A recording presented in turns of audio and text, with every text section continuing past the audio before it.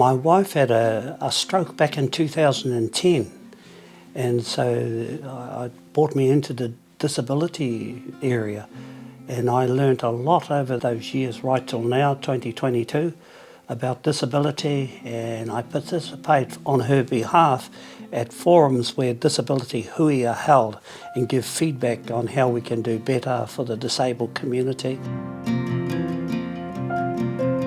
When I became involved with disability, you want to try and make them have a better life. And that could be like not just staying home in bed, get them out into the community. So I've come across all those challenges for her. When COVID arrived, the biggest problem I have here with whānau, because some of them don't believe in that vax, but they want to come and visit their nana.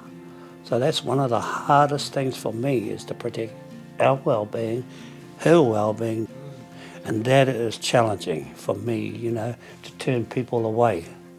But they're good people I knew before COVID. But you've got to set boundaries for your well-being.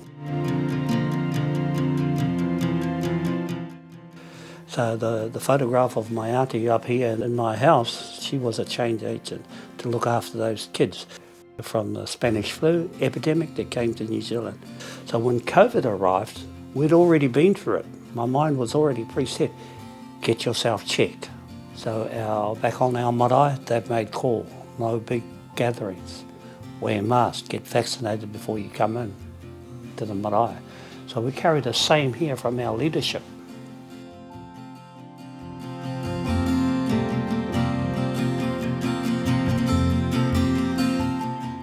The main message I'd like to say is always appreciate your ability to stand up out of bed and walk on Mother Earth and look at the beautiful days, feel the cold, feel the warmth, and to talk to people when you move out.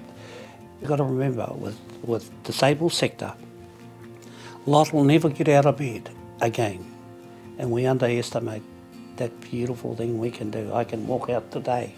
I can go sit out in the sun. I can go into my garden. I can go out and go and visit people.